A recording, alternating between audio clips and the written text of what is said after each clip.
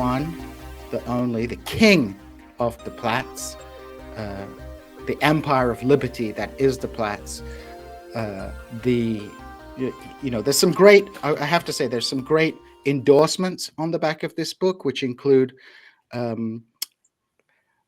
what do we have here? Pseudo-Marxist, pro-imperialist, academic claptrap, brought to you by the Spartacist lead. I could not give less of a shit about the socialist intelligentsia, Adolf Reed. What else? He's literally Hitler, the internet. So he is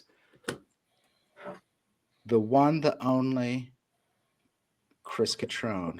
Chris, welcome to TIR, and thank you for joining us today. How are you doing? Good. How's it going? It's going well. So, how's the reception to your book so far? Do people still think you're Hitler? Literally Hitler? Well, we'll see, right? Yeah.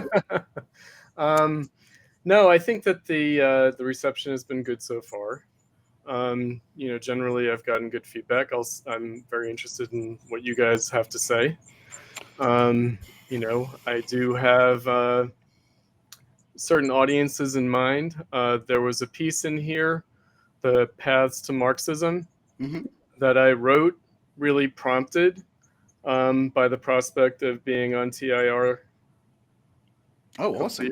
Yeah, so I think maybe the first time you guys had me on, and I thought, okay, I'm going to be on with the Adolf Reedians, Pascal and Jason as Reedians, and as a fellow Reedian, I felt motivated to kind of give an account of myself, and so that made it into the book. Oh, that's awesome.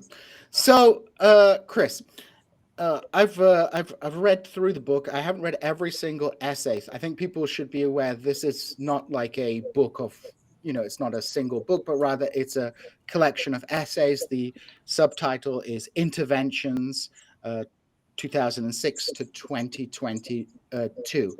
Now, obviously, people who know you, who know TIR, know that you are, a founding member of the Platypus Affiliated Society, the Béton Noir of the academic left. And I think before we actually begin to start start discussing the book, and there are several themes that are discussed in the book, which I want to go over. I wanted to ask you, ask you to give our listeners a little bit of background to the Platypus Affiliated Society, what it was, because I think this book, and this book comes out of your involvement in the Platypus Affiliated Society, which was kind of your return to the left, following being mothballed, as it were, and some of your students decided to get you out of the closet, as it were. Yep. And bring you back into quote unquote the discourse. So I think the context of this book is important. So perhaps you could outline, how Platypus came about and what exactly it is. Okay. So, just very briefly, I was teaching for a number of years early in the War on Terror. So I had started teaching as a graduate student in 2002. So after 9/11 and after the U.S. invasion and occupation of Afghanistan, but still before the Iraq invasion. But I think that it was already starting to look like it was going to happen.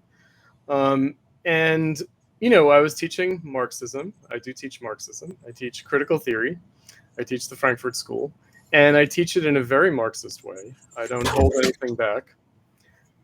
And because of that, I think that, the moment, students were very politicized around the anti-war movement.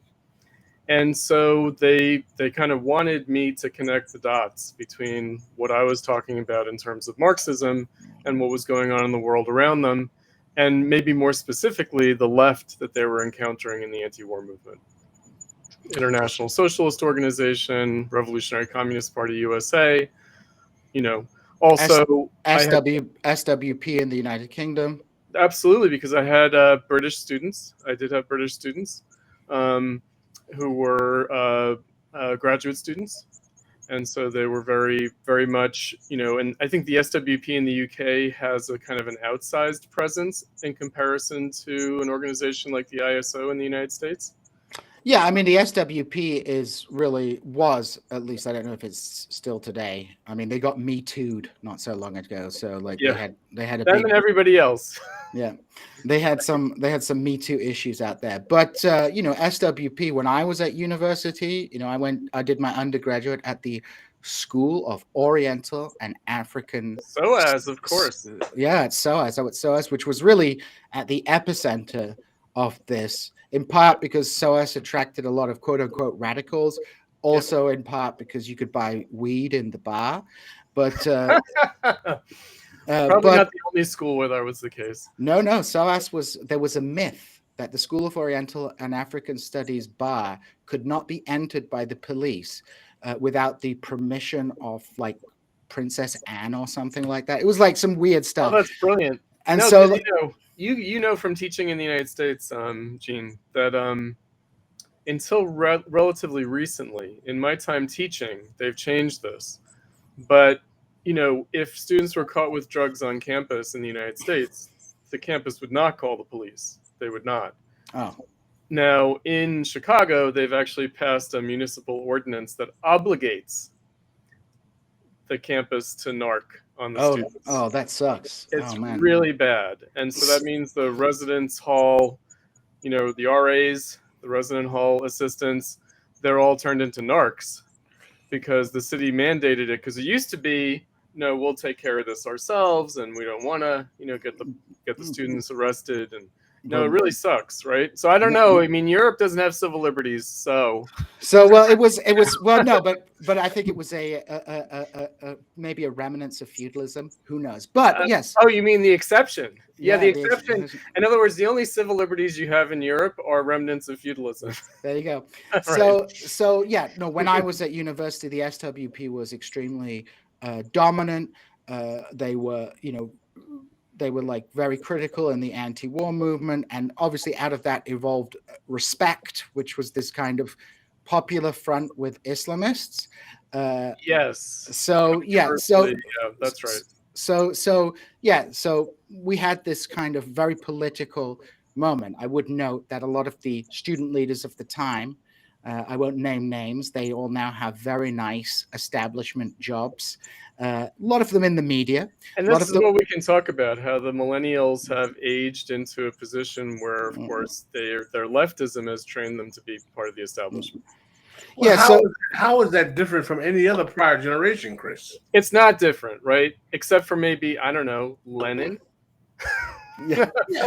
I mean, listen, if we want to compare the actual vanguard of global socialism in the world at the early 20th century, where we're barely in a barely industrialized country, to what is happening in a post-World War II society where you're dealing with forces that are trying to develop a left in the centers of capitalism in the world, it's obvious to say that false equivalence isn't even a good terminology. Rosa Luxemburg, Karl Kautsky, take your pick, Keir Hardie, Eugene Debs, right? What was necessary to survive in terms of being able to function as a leftist at the burgeoning socialist left of the early 20th century, and the options that are given to someone who wants to be a left-thinking person now? I know. I'm not trying to be uncharitable. I'm trying to lift the ambitions. Can we lift the ambitions of the young people? Can we give them something to inspire a long, hard struggle, which is what they'd have to do? Well, so this is the thing, though. For example, I think you and I are relatively compatible in age. Yeah. Talk about how your teaching starts in Chicago. You teach at the University of Chicago, correct? Is that where you? Well, School of the Art Institute of Chicago, primarily. Although I did teach at the University of Chicago for a good 16 years, and I taught a lot actually there because I was teaching the core curriculum. But no, not anymore because I got purged. Okay. Well, as you know, got purged. That is an institution of profound reaction. No, it's not, Pascal. It University has of that Chicago? reputation. It's a liberal school like any place else. University of Chicago. It's a total Democrat place like any place else, and it has been for a long time. Hold on. It has two places, two little cubby holes that nobody ever goes to. The economics department and the committee on social thought. Two little cubby holes? That's a Two little cubby holes, very well funded. They have very nice banquets and cocktail hours, but no one who's not in those programs. The University of Chicago School of Sociology probably did more damage to the perception. Okay, that's a different thing, though. And that's a complex one, isn't it? That's a very complex one. This is where we're Reedians. Yes, absolutely. Sociology department. But that's almost an esoteric issue. We wish we had Cold War sociology today in the social sciences, because now it's all quantitative nonsense. It's all econometric nonsense, right? At least they tried to get at some substance. I mean, yes, for reactionary purposes, no doubt. But actually, the University of Chicago was not exceptional that way. So the Robert Park School of Sociology definitely did damage, but in a very subtle way, right? Like the association with Richard Wright, like a very subtle kind of damage, which maybe is the worst kind. But we wish we had that now, I think. Well, considering that sociology is pretty much preaching eugenics nowadays, I can make it. I can understand. You know what I mean? Who's not preaching eugenics these days? As they say, it was bad, but it could get much, much worse. Indeed. But I want.